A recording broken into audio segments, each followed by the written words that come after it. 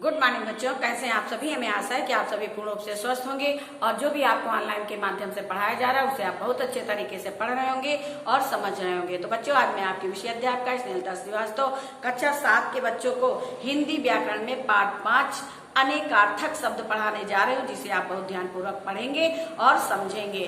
तो जो भी आप वीडियो देखेंगे, आप वीडियो के माध्यम से समझेंगे। जैसे आपको क्लास में समझाया जाता है उसी प्रकार आपको वीडियो के माध्यम से भी समझाया जाता है। और जो PDF कॉपी की भेजी जाएगी उसे आप कॉपी में लिखेंगे। अगर अभी तक भी कॉपी नहीं बनाई है तो कॉपी अवश्य बना लीजिए। तो आइए हम पढ़ाते हैं आपको अनेकार्थक शब्द। अनेकार्थक, अनेकार्थक का मतलब होता है अनेक अर्थ। शब्द एक है और उसके अर्थ अनेक हैं। आइए हम यहाँ बताते हैं, जिन शब्दों के एक से अधिक अर्थ होते हैं उन्हें अनेकार्थक शब्द कहते हैं।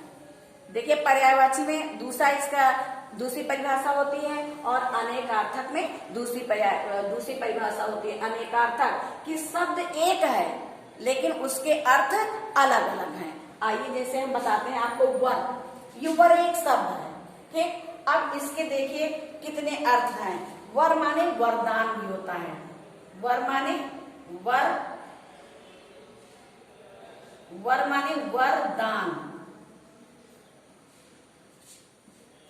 एक वर माने वरदान होता है और वर माने श्रेष्ठ। एक मतलब वर का श्रेष्ठ भी होता है। एक ये वर है, वर एक शब्द है, ठीक है। अब इसके अर्थ अलग अलग हैं। वरदान भी होता है, श्रेष्ठ भी होता है, उत्तम भी होता है, उत्तम और दूल्हा भी होता है। जैसे आप पढ़ते हैं वर वधु, वर वधु। तो देखिए शब्द एक है लेकिन इसके अर्थ अनेक हैं। वर का एक अर्थ है वरदान, वर का एक अर्थ है श्रेष्ठ, वर का एक अर्थ है उत्तम और वर का एक अर्थ है दूल्हा, ठीक। इसलिए अब आपको समझ में आया होगा कि अनेकार्थक शब्द कैसे होते हैं, कौन से होते हैं। अब इसी प्रकार जैसे नग लिखा है, नग, नग, नगीना, नग को नगीना भी कहते हैं। नगीना जो लोग हाथ में अंगूठी में पहनते हैं, कहते हैं हीरे का नग है, पन्ने का नग है। तो ये तो हो गया नग माने नगीना। और वृक्ष को भी नग कहा जाता है। और एक नग का मतलब होता है पर्वत या पहाड़। पहाड़ को भी नग कहते हैं। अब नग एक शब्द है लेकिन नगीना के नाम से भी जानते हैं, वृक्ष के नाम से भी जानते हैं और पहाड़ के नाम से भी जानते हैं। अब यहाँ पे चीर है। चीर का एक मतलब होता है चीरना। चीर का एक मतलब होता है चीरना। कैसे? लकड़ी चीर दीजिए, ठीक है। लकड़ी को कहते हैं ना कि लकड़ी चीरना है। तो एक मतलब चीर का हो गया चीरना और एक मतलब हो गया रेखा। चीर का एक मतलब क्या हो गया? रेखा। और एक चीर का मतलब होता है वस्त्र। एक चीर का मतलब क्या होता है? वस्त्र। आपने कपड़ा की पर्यायवाची पढ़ी होगी, चीर, वस्त्र, वसन। तो ये एक चीर का मतलब चीरना और चीर का मतलब रेखा और चीर का मतलब वस्त्र। फिर इसके बाद जल। जल को पानी भी कहते हैं। जल को क्या कहते हैं? पानी। जल को क्या कहते हैं? पानी। और जल का एक मतलब होता है सम्मान। सम्मान। और एक होता है जल का मतलब जल जाना। जल जाना कहते हैं ना कि आग से घर जल गया। तो जल का मतलब एक पानी होता है, एक सम्मान होता है और एक जल जाना होता है। इसके बाद हार है। हार का एक मतलब होता है, हार माने पराजय। हार माने पराजय। और एक हार का मतलब होता है माला। जो फूलों की माला बनती है उसे भी हार कहते हैं, माला। फिर कर है। कर के भी देखिए बहुत सारे अर्थ हैं। एक कर का मतलब होता है टैक्स।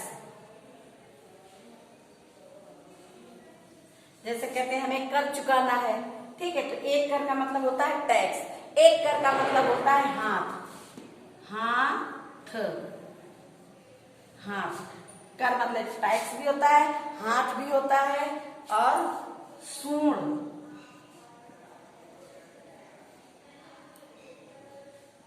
सूंड। कर माने हाथ, कर माने टैक्स, कर माने हाथ, कर माने सूंड, और कर माने, कर का एक मतलब होता है किरण, किरण, किरण होता है, ठीक, किरण जो सूर्य की किरणें होती है। और एक कर माने करना होता है, जैसे करना, जैसे कहते हैं ये काम कर, बहुत कहते हैं, बहुत लोग बोलते हैं कि ये काम कर, ये काम करना है। तो कर के आपने कितने अर्थ देखे? कर शब्द एक है, लेकिन इसके अर्थ टैक्स, हाथ, सूंड, किरण और करना। तो ये हो गया। इसके बाद अब हम आपको बताते हैं, जैसे शून्य, शून्य एक शब्द है, उसका मतलब अभाव होता है। शून्य का मतलब क्या होता है? अभाव, बिंदु, आकाश, आकाश की पर्यायवाची बच्चों शून्य भी होती है, और शून्य माने खाली भी होता है। जैसे आप मैथ में शून्य या जीरो पढ़ते हैं, उसी का मतलब। तो शून्य शब्द है और उसके मतलब कितने हैं, अर्थ कितने हैं? शून्य माने अभाव होता है, शून्य माने बिंदु होता है, शून्य माने आकाश होता है, और शून्य माने खाली भी होता है। इसके बाद वार, वार माने दिन भी होता है, और वार का मतलब होता है प्रहार। कहते हैं कि हमने उस पे वार किया। तो एक वार का मतलब होता है दिन, और एक वार का मतलब होता है दिवस और प्रहार। फिर है काल, काल को यमराज भी कहते हैं, काल को यमराज भी कहते हैं, और शिव भी कहते हैं, शिव को काल कहते हैं, और मृत्यु को भी काल कहते हैं, और समय को भी काल कहते हैं। यानी काल एक शब्द है, लेकिन इसके अर्थ कई हैं, यानी काल, यमराज, शिव, मृत्यु और समय। फिर है आम, बच्चों आम कहते हैं ये एक आम बात है। आम का मतलब खास भी होता है, सामान्य भी होता है, और आम एक खाने वाला फल भी होता है जो बच्चों को बहुत प्रिय होता है। फिर है अंबर, अंबर का एक मतलब होता है, एक अर्थ होता है वस्त्र, और एक अर्थ होता है आकाश। इसके बाद है उत्तर, उत्तर, उत्तर एक शब्द है, इसका मतलब बदला। उत्तर का मतलब क्या होता है? बदला, जवाब, और एक दिशा। उत्तर दिशा, दक्षिण दिशा, पूर्व दिशा, पश्चिम दिशा। तो एक तो उत्तर हो गया दिशा, और एक उत्तर हो गया जवाब, और एक उत्तर हो गया बदला। ठीक, वंश कहते हैं जैसे आपने किया वैसे हमने जवाब दिया, वैसे हमने उत्तर दिया। वंश, वंश का एक अर्थ होता है परिवार, और वंश का एक अर्थ होता है बांस, और संतान, कुल और जाति। ठीक है, ये वंश के अर्थ होते हैं। अंश, अब अंश माने कंधा भी होता है, और अंश माने भाग भी होता है।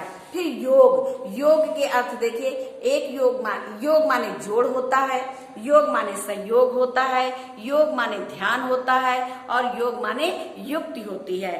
फिर है विधि, विधि ब्रह्मा को भी कहते हैं। विधि के देखिए कितने अर्थ है, विधि शब्द एक है। विधि माने ब्रह्मा, विधि माने भाग्य, विधि माने कानून, और विधि माने उपाय।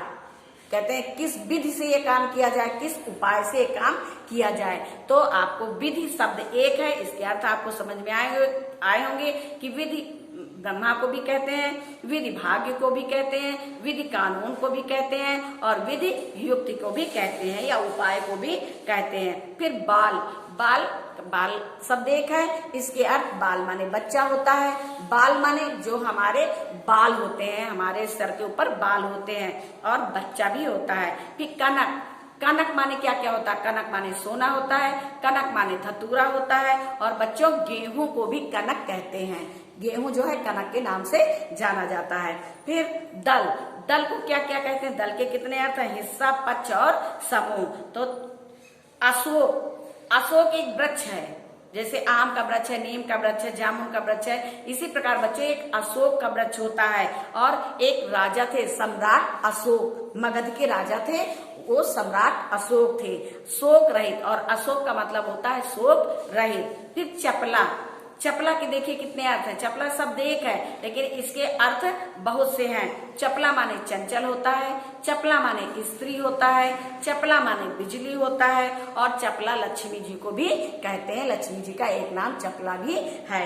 फिर कल, कल का मतलब, कल एक शब्द है, कल का मतलब बीता हुआ कल, आने वाला कल, और कल का मतलब होता है मशीन या चैन भी होता है। कहते हैं हमें कल से बैठने दीजिए, यानी हमें चैन से बैठने दीजिए। फिर काल, काल का एक अर्थ है मृत्यु, एक अर्थ है यमराज और एक अर्थ है समय।